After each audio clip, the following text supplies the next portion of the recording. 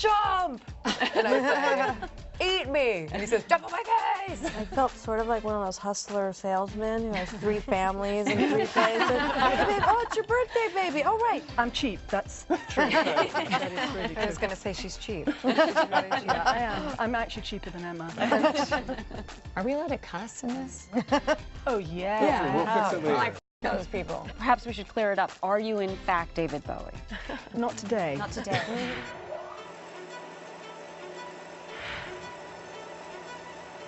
Hello, I'm Tilda Swinton, and I'm in a movie called Snowpiercer. After you Catherine the Bridge, you filthy ingrates! I'm Laura Dern, and I'm in a movie called Wild. Do I regret marrying an abusive alcoholic? No. Hi, I'm Patricia Arquette. I'm in the movie Boyhood.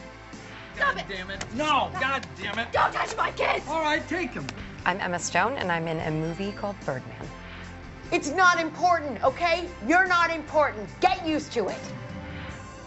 And now, Emma, with Birdman, the style of that movie is such a big kind of part of the movie itself, the way it's shot so that it seems like it's one long, continuous take. And I'm just curious how that was sort of explained to you, or how aware you were going into the project that that was going to be so much a part of it. Yeah, pretty aware. I mean, Alejandro, the director, explained that pretty early on, but it wasn't in the script or anything. So it was, you know, once we got into rehearsals, we had a 3-week rehearsal period before we started shooting, and everything kind of needed to be, you know, exact. And so did that create a lot of pressure or anxiety that you could be the one to screw it up? If you were coming in at the end of a long take, it was a terrible feeling that I did screw it up many times. And by many I mean 7. But no, I mean, yes, it does. It increases pressure, but then it's the feeling of it all working fluidly is the greatest feeling I've ever had on a set. And now, Patricia, with Boyhood, the style of that movie is unusual as well, a movie that took 12 years to make. How was that sort of explained to you when the film was first presented to you? Well, Richard Linklater, the director, just called me and said, what are you going to be doing the next 12 years? And I said, I'll probably be trying to get a job. And he said, I have this idea of shooting a week a year for 12 years. And I was like, yeah, let's do that. Sounds incredible. And so we would show up a week a year. And he would call us a few months before and talk about those specific scenes. And he would write some dialogue, and then we would improvise it, and he would rewrite it. Can anyone, Tilda, can you conceive of shooting a movie over 12 years? Shooting not, but I have worked on films for that length of time, I have to say. Pre-production, not shooting, but pre-production for... We made a film called I Am Love with my friend Luca Guadagnino, which took about 12 years. That is such a beautiful movie. Oh, such a great performance. I think to shoot, though, for 12 years would be easier in a way, because at least you've got something to chew, and rebooting your imagination for 12 years through pre-production is intense, you know. Right. Because by the time you get to shoot, you've made this omnibus, which is 127 hours long, and then when you finally see the film, it's kind of like a trailer of what you thought you were making. Did you shoot, I haven't seen Boyhood, I haven't seen any of your films, I'm longing to see all of them. Did you shoot the same week every year?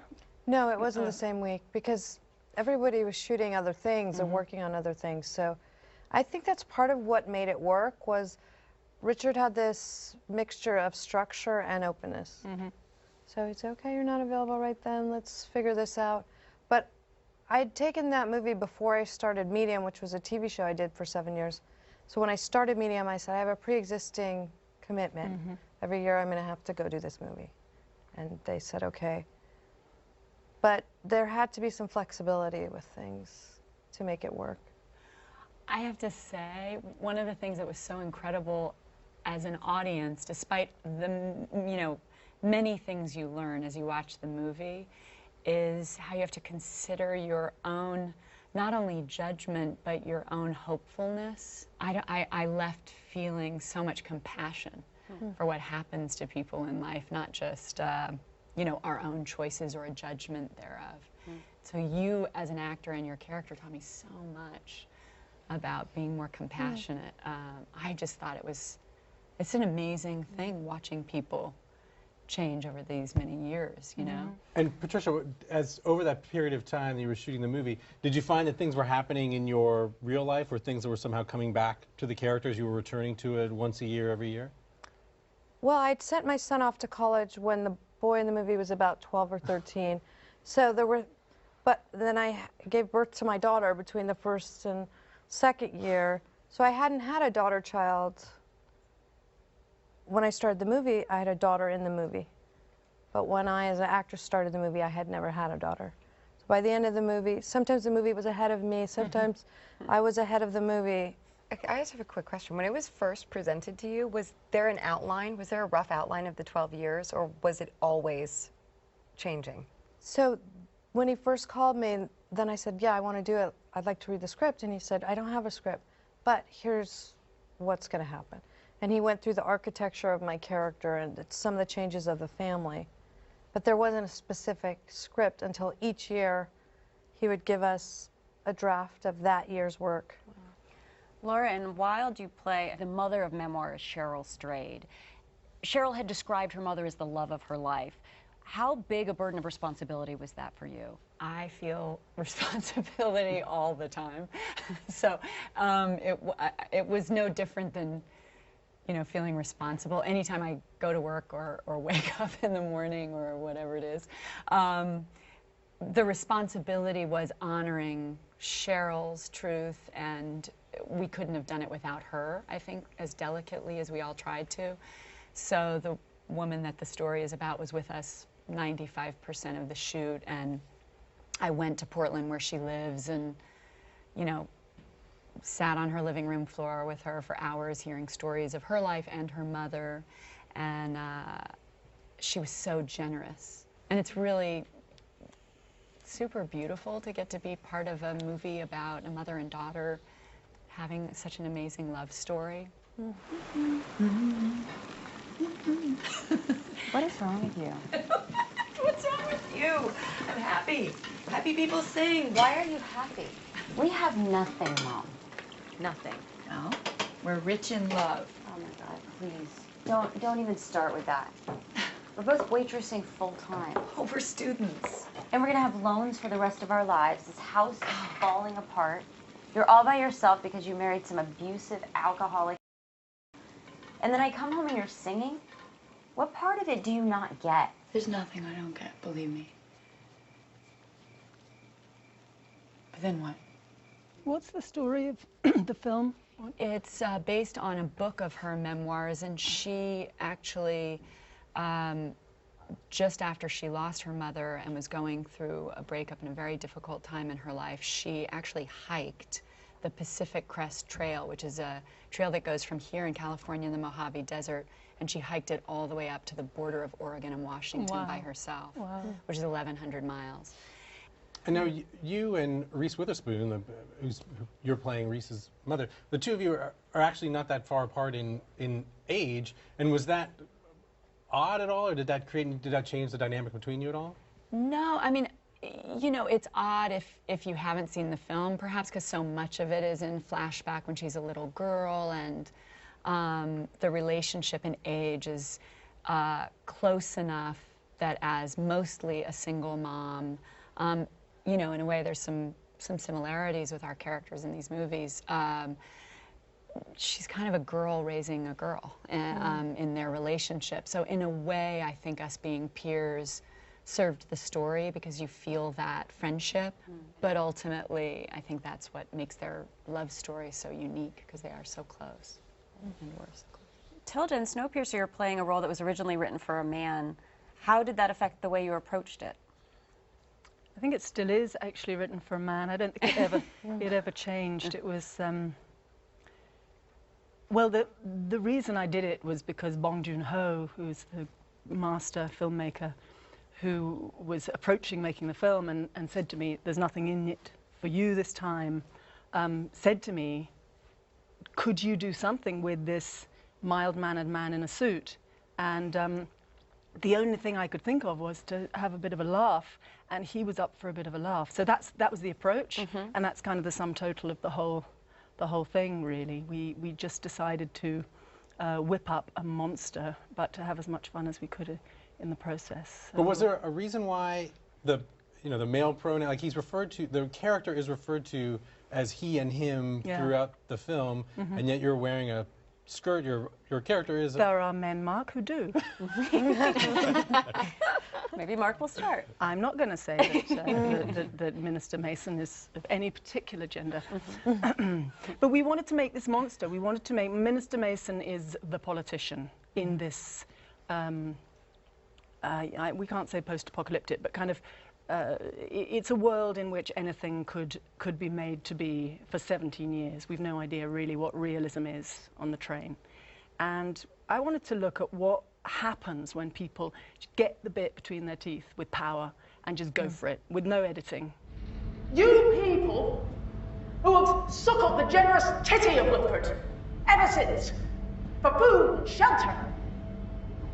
And now, in front of our hallowed water supply section, no less, you repay his kindness with violent hooliganism. You scum.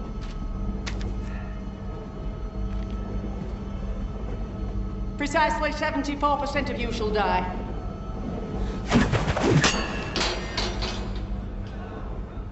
How much does something like a physical aspect, and I'm thinking of your tattoos in Birdman, help you find a character?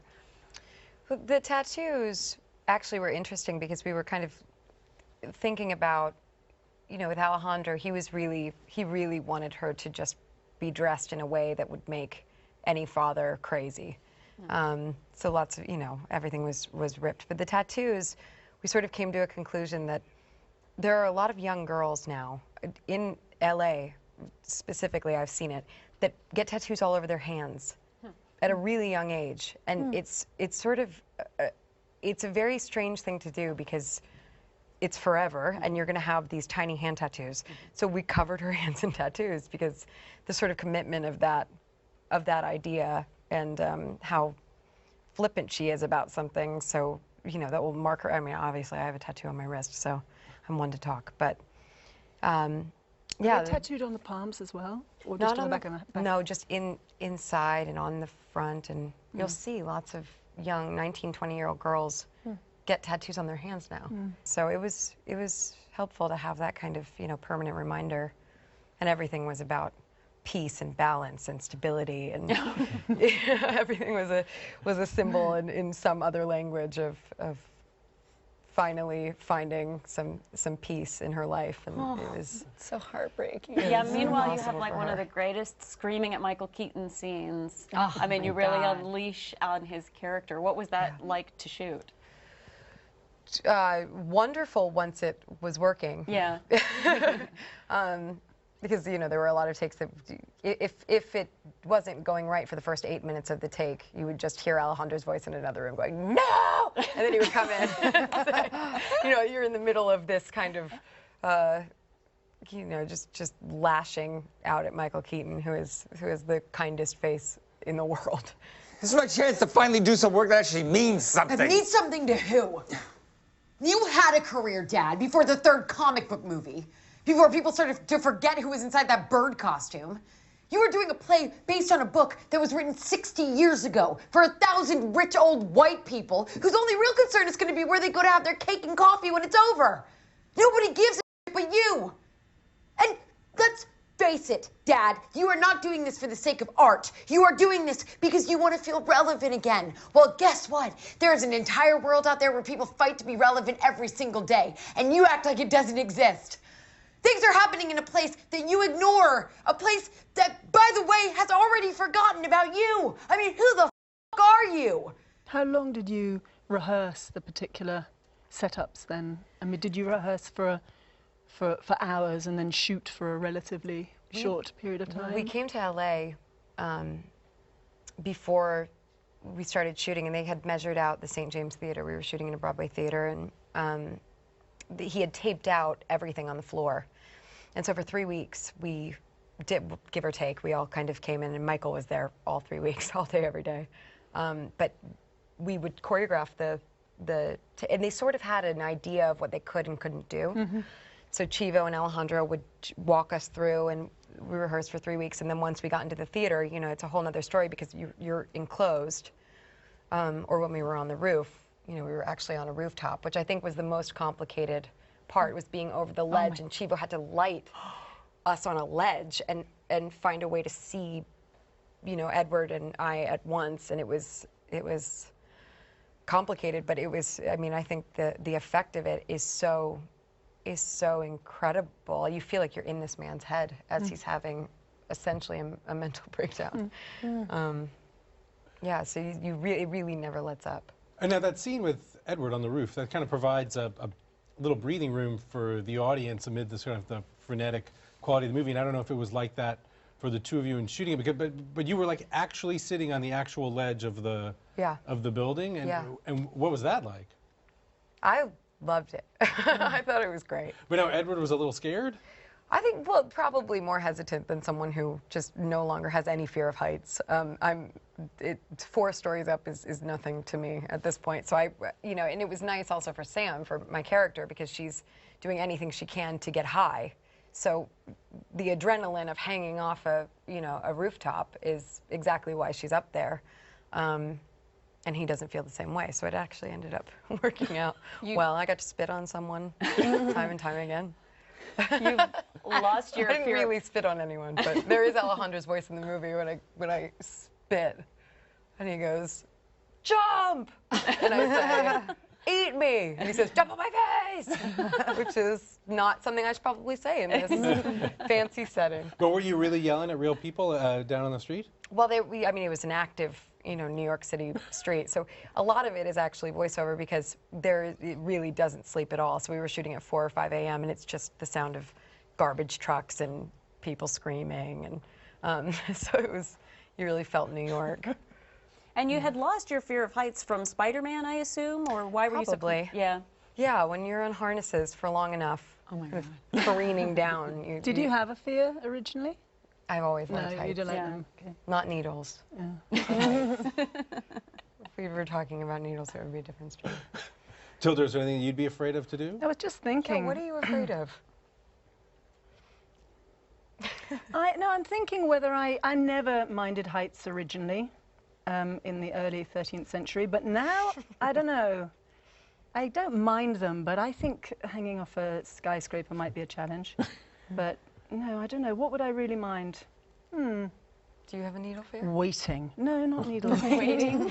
Waiting. Yeah, I'm not so great at that. Isn't that so much part of the job of acting? Is Possibly, but then I do a bit of fancy footwork around those jobs. No, I don't like waiting. I mean waiting, when you were talking about not waiting in trailers, I was thinking that whole world of filmmaking is not one that, I mean, I know about it. I've been on films that's been the rule, but I tend to try and stick away from that kind of waiting world. You stay on set? Yeah, near the camera as much as possible.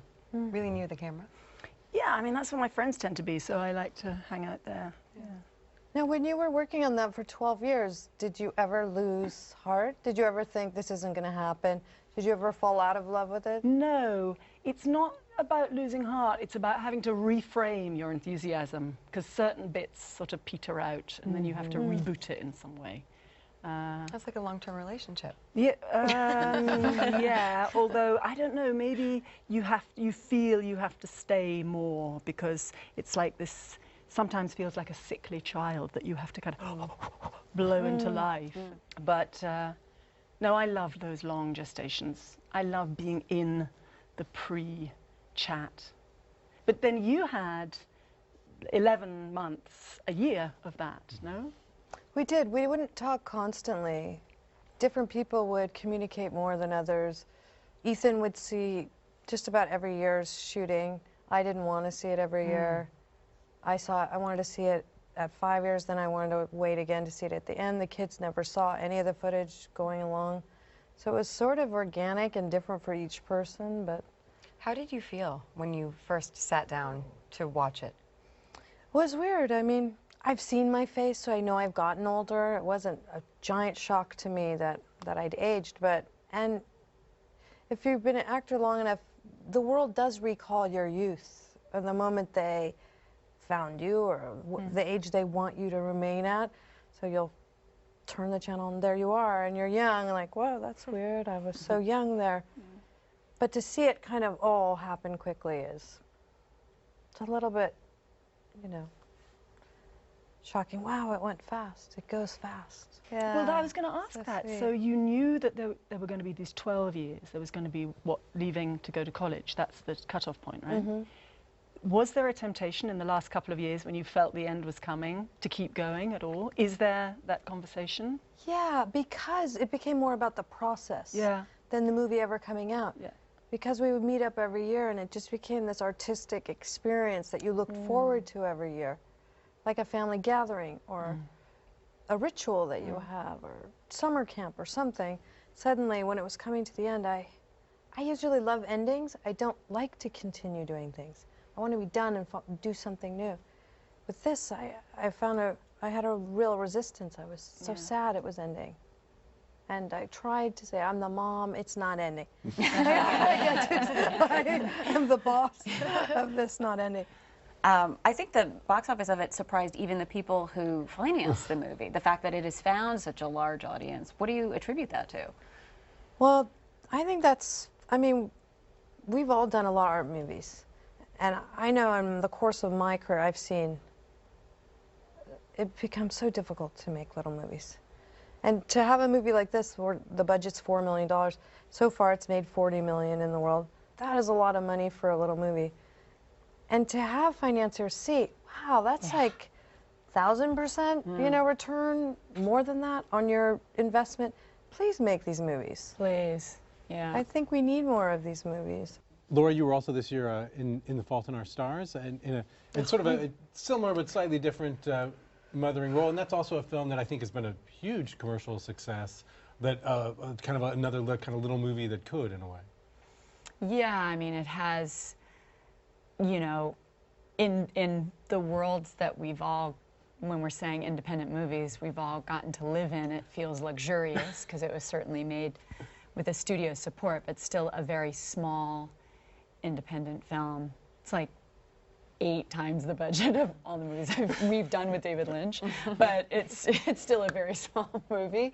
And you know, people love John Green, and he's such an incredible author, and luckily connected to the movie and longed for the movie because they love the book so much. So that's sort of, you know, a luxurious setup. But it's so encouraging, because what you're saying is that it's the audience that wants to go to see these films, and not just to wait for them to come out on video, but to actually go to the pictures and see them. What would you say, Rebecca? Why would you say that a film like Boyhood has had the success that it has? It's so different. You can't, there aren't 8 other things that you can see like it. It's very specific and particular. But that's always true. I mean, all films are different.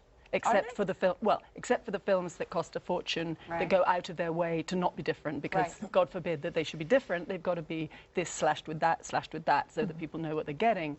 But most independent films are different. I mean, that's the point.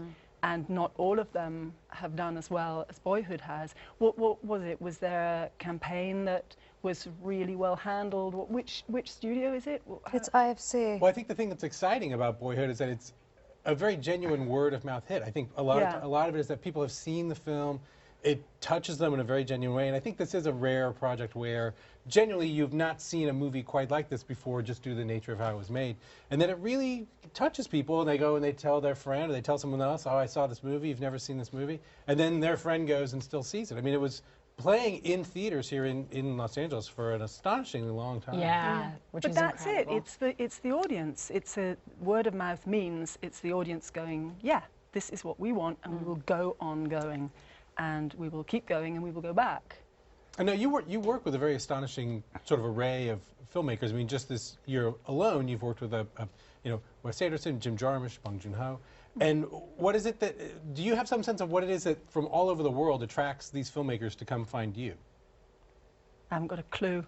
I do. They're my friends. Great actor. They happen to be my friends, all 3 of them. I don't know. We're playmates, you know. We just kind of cook it up. Emma, what would you think it is? I'm cheap. That's true. That is really true. I was going to say she's cheap. She's really cheap. Yeah, I am. I'm actually cheaper than Emma. by only a little quite bit. a chalk. By a box of chalk. I think Tilda is probably an example of the kind of movies that we're talking about. Just there is nobody like you. Nobody. You are just so exceptional, and you're so set apart from. I mean, when I think of you, I cannot even. No one even enters the frame. But there's nobody like any of us. You know, No, this is I what's know, such fun is that You're that, right. that. But the choices you make and the risks that you take and Yeah. the way that you know, he's saying, is this a man or a woman? And you're saying, why does it matter? The ability that you've had to just disappear into so many different roles is, I mean, astonishing. But it never feels like a risk. It always feels like, as I say, the riskier thing for me to do would be locked in a trailer on a studio lot for several months. That would be super risky. That would be brave. Yeah. No, I don't know. I'll find you something. Really, really just want to challenge you. Keep me in mind. But I can get lunch with you in your trailer. I think one thing that you all share is you do have a really distinct identity as actresses, a distinct look, a distinct way you carry yourself. And I wonder, was there ever any point in your career where somebody said, you know, do this to your teeth, do that differently, change, and you either thought about it or quickly dismissed it? Laura, you're nodding. Is that something you had thought about? Yeah. I mean, I did my first movie at 11, and I heard so many things that I luckily had two actors to, you know, at home to process it with. Were like, you know, are we allowed to cuss in this? Oh, yeah. Yeah. We'll fix it later. Like those people. That's my Bruce impersonation. But, you know, what's amazing is, you know, obviously, namely this character you played, but that we're sitting here having a conversation where even maybe 5 years ago, when I had the luxury of being in a circumstance like this, the conversation was about women in movies. Like, we haven't even talked about that yet. So what's awesome is, by nature of culture and audiences' demand of wanting to see the truth, we have more and more room to say, yes, in fact, we are unique. This is who we are. We're going to be all of it. The mess, the beauty, the complication, all kinds of characters. These are human beings we're getting to portray, not like the girl in the movie or the, you know. In Boyhood, Patricia, you're playing this mother who is at one point with an abusive man. It's quite intense. Can you talk about what that was like to shoot? Well, part of what was interesting about it, because these kids that he cast were like not actory kids. They weren't trying to please adults and smile at the right time, and they were trying to learn about acting. So I was getting prepared and getting myself in the kind of right frame of mind to get ready to roll. And then one of them came up, how do you make yourself cry? What are you thinking of? So usually another adult in a scene wouldn't say to you, like, hey, what are you doing right now? You know, you're prepping. So it was a really interesting moment to, like, okay, sit next to me. Here's what I'm doing right now. Here's what I'm thinking about. You can do this or you could do that. Some people do this. It worked for that. Because there was a responsibility they give to you, because children are always so pure on film. I mean, hopefully if they haven't been overtrained or something. So I love acting with kids. But there was a responsibility with that part. And then also to talk about, okay, you guys don't understand domestic violence, but think of all the kids that do. And how would they feel, and how would you feel if you were in that circumstance? Samantha! Mason! Samantha! Where the hell have you been? I'm leaving you, Bill. We're moving out. I doubt that. Samantha Mason, come down! No, don't think so. Oh, who's this? I'm not here for you. Oh, really? Oh, I know. You're here to protect my wife from me. Well, thank you so much. you Okay, two. stay back. Why don't you come Hey. inside here, huh? Come inside here. Where the hell are you going? Get your ass upstairs. You're not going anywhere. Stop. Come on. Where the hell do you think you're going? Get upstairs! What the hell? Nobody's going anywhere, God damn it. No, God damn it. Don't touch my kids! All right, take them. Go on, go on. Don't touch them! Take them! And you said in another interview that you told the kids when the movie was coming out recently that you thought they shouldn't read the reviews of the film. And I'm curious why you told them that, especially since one of the two children, Lorelei Linklater, is the director's daughter. She probably read a review or two in her time. Well, it's one thing to make a movie. It's a beautiful experience. It's a great thing to make a movie. It's a fun thing to make a movie. The coming out of a movie can be a very strange, difficult thing if you don't have history or a way to slough it off. And teenagers are vulnerable just by nature. They're really absorbent to other people's opinion. And an adult writing something mean about somebody being unattractive or boring or loathsome, it's easy for them to write that from their desk, but this is a young person reading this thing. And so I didn't want them to take anything too personally, you know. Luckily, they've gotten good reviews, but I was just worried about their vulnerability. They got to do all the fun things of making a movie without all the of their friends saying, "You're in a movie, you think you're so cool." But now comes that moment where it is coming out. Suddenly, the girl who had no interest in you wants to f you, and suddenly this other person's calling you and want to be your best friend.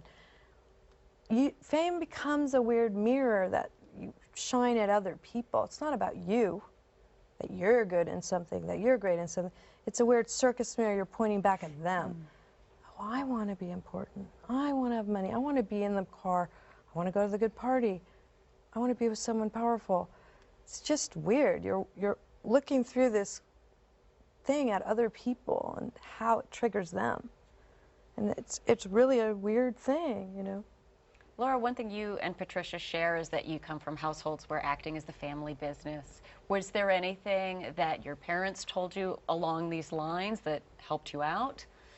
They told me, don't do it. Yeah, don't do it. Lawyer, why are you doing it? Yeah, mine wanted me to be a lawyer too. Really? Why is being a lawyer? Both your parents actors. My dad was, my mom was when she was younger, but then she was a therapist.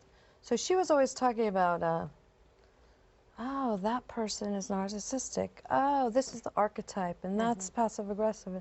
So I always kind of look at my characters with both of those things. The things my dad talked about acting, and my mom taught mythology and was a therapist. So both of those kind of stories. And I just have to say, and I'll answer your question, wait till you see her movie.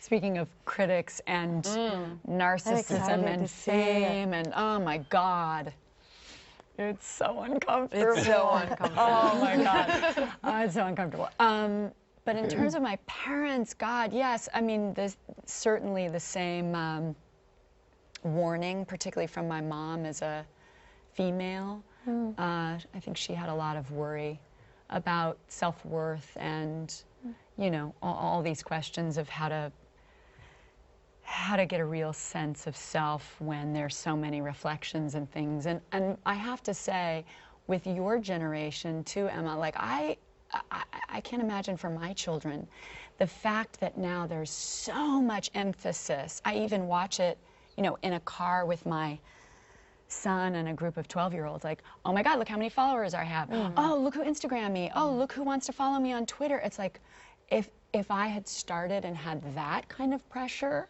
I would hope my parents would have stopped me entirely, because it just seems, it takes you so outside of self. And I was so lucky to be raised by actors, and my godmother was an amazing actor, and you know, they, between the three of them and watching their lives, they really didn't care. They're all about their work and the craft. And my mom and my godmother, I never saw them going out with makeup on, or, you know, they just didn't care. They went to work, and there weren't all these movie magazines, and there certainly wasn't the internet.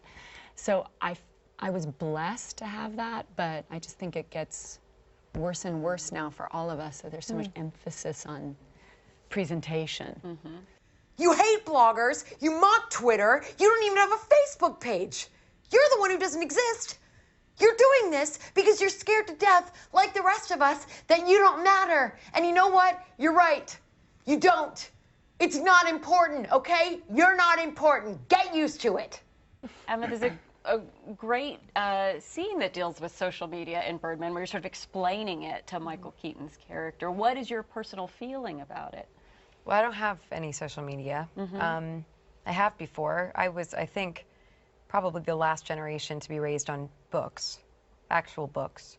I think the next... Could you explain to our viewers what those are? Right. They have, well, Here's some examples. Would you like to read your grammar of architecture? I'm going to read that. She's been very excited to read this. She brought it from home. When the conversation flags.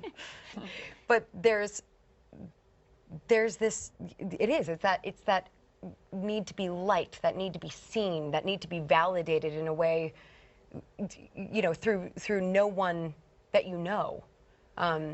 And so people ask, I think a lot of people ask the question about fame or what it feels like to have that. It seems like everybody knows what that feels like. It seems like everyone's cultivating their lives on Instagram or on different forms of social media and what picture looks best of their day. And we're sort of, it's this, you know, very modern keeping up with the Joneses. But it's almost impossible to find someone that's not in some way on the internet. So it's, I don't know, I don't remember what your question was. Well, every time we talk about social media, I forget where I'm going. I go into a rabbit hole. Well, I have to say, I'm going to ask you a secondary social media question. That one of my recent absolute favorite things, you were having dinner and someone took a picture of you where they obviously very poorly thought they were taking a picture of their friend, but they were actually obviously taking a picture of you, and you were smiling and flipping them off. And I'm just curious, even though you're someone you're trying to sort of, you don't participate in social media, it kind of participates with you whether you want it or not. And so, well, phones, you know, because every phone is a camera, there's a fine line between being accepting of how culture is now and being paranoid, because it can look like someone is texting and they're actually taking photos at any turn, really. I mean, even when we were doing a photo shoot earlier today for this, and people are taking pictures on their phones around the photographer. You know, everyone is a photographer. And so, no, that was kind of cheeky. It's probably not a very nice thing to do, but I'm glad it's out there. That's great. That's fantastic. To the delight, I think, of a lot of your fans, Tilda, you participated in a Reddit Ask Me Anything recently. What inspired you to do that? I was asked. I was asked because I was encouraged to believe that if I did it, more people might go and see Snowpiercer, and there's no other reason to do anything this year, as far as I'm concerned. Yeah, it was a laugh. It was incredibly strenuous. I don't know if you guys have ever done it, but wow. Is it just constant questions? Yeah, it's like I sat in my little book room at home with a dog on my feet, and it just went. They said, right, we're starting now. And I'm like, I normally type like this with one finger, so I had to go very fast. I was there for about an hour, and then the computer just smoke started billowing out of it. But now, was it interesting for you to hear what people are thinking of you? I think someone asked if you wanted to be a Bond villain. Someone asked if you were David Bowie's clone. Like the things that people ask of you or want to know of you, I wonder if you were surprised at all by those things. I'm not even sure I read those ones. I just went as fast as I could and answered the questions I might know an answer to, which weren't very many. I'm not that invested. I'm not that quick in the brain to really take in any of that. I mean, seemingly somebody could ask anything. I mean, they could ask, you know, what my favorite flower was, and I wouldn't go, nah, I'm not going to answer that. You know, on I go. I'm not very good at taking in other people's questions about myself, really. And now you did win the Academy Award for your part in Michael Clayton. And yeah. Was that something that you felt sort of changed the kind of roles you were getting sent? Like what for you was the impact of winning the award? I say this, I have said this before, and it is true, so I repeat it. The only thing that changed for me about winning an Academy Award is that people ask me how my life has changed since I won an Academy Award. It is the only thing that changed. Having said that, I wouldn't say that, you know, winning an Academy Award wasn't good for the distribution of these little films. Maybe it was, and if that helped, then that's like you know, it's a reason to win an Academy Award, by the way, to increase people going to buy tickets for these little films. But nothing else, really. Nothing else changed. I know, Laura, last year your father, Bruce Dern, was nominated for an Academy Award, and you seemed to be, you know, accompanying him to a lot of the events that he was going to and things like that. And I have to say, as people who, you know, cover the awards and we sort of have to, we go through this cycle year after year, his presence throughout the year was so exciting because it actually seemed meaningful to him. Like, he seemed to be taking something from that process that we don't often see. And what was it like for you to sort of see it through his perspective? Amazing. Amazing. You know, with total earned humility. He was 78 years old, and you know what I loved, someone asked him, we were at the Academy Awards, which is a really awesome party to go to when you're sitting next to your dad and he's like, I gotta have a Coke. I can't sit here for 3 hours and not have a Coke. Somebody get me a Coke. And the actor next to me was like, should I get him a Coke? And I'd never met him, and he went and got my dad a Coke. And like, he was, you know, he's just himself completely. But to be in that, and he turned to me and he goes, kid, like, they put on a party and they invited me to sit at their table. That's a cool thing. And I just thought, you know, and he was like, at 78, I'm doing my favorite work now. And that was the party, like that, how lucky to be almost 80, still be an actor, love it more than ever, get to tell old stories with friends. And he would see an uncomfortable young actor, like maybe not really taking in the moment. And it's a really awkward experience, and there's so much layered onto, you're not supposed to care, you are supposed to care, you know, whatever that is. And he sees through all of it, and he's like, Bud, this is the ride of your life, have fun, have a Coke. And he just made me really hopeful about getting to admit your joy and your good fortune. I mean, getting to admit the good fortune of this moment, to be with these amazing women. Like, he really feels privileged, so that was a very cool experience. And I've gotten to see it with my mom, and you know, I'm very, very lucky to watch them really be happy to be actors, you know, in their 70s. I know, Patricia, throughout the entire time that you were working on Boyhood, you had sort of this parallel career as you were shooting Medium as well. Was it difficult sort of having those two things going on? Well, being the lead on a 1-hour TV show when you're in almost everything is very exhausting. We would tend to shoot about 18-hour days. Wow. Yeah, for 10 months. And then I would have to, and I wanted to go shoot Boyhood, but literally a couple of times Ethan and Rick were like, I think you're the most tired human on earth right now. Aww. Like, when I look at you, you just are so wiped out. But another weird thing about it was I had a TV family on Medium, so I was watching those kids grow up for 7 years. And then I went to do this movie where I had these other 2 kids, and then I had my own kids at home. And I felt sort of like one of those hustler salesmen who has 3 families and 3 places. Hey, babe, oh, it's your birthday, baby. Oh, right. Or I call you a long name? Oh, well, okay, baby, I mean, it was weird. Sometimes I'd be so tired and like, wow, which kid is this? What's going on? It's funny, Patricia, you got one of your most memorable roles in True Romance when another actress, Drew Barrymore, turned it down. And I wonder, do you ever think of the serendipity of that? And is there anything you ever turned down that then you saw someone else kind of blossom in? Well, I'm a notoriously horrible auditioner. Oh, really? Yeah, I don't see and maybe I'm just because I have a problem with authority or something, but I don't see an audition as finished work, like what it should be on the day.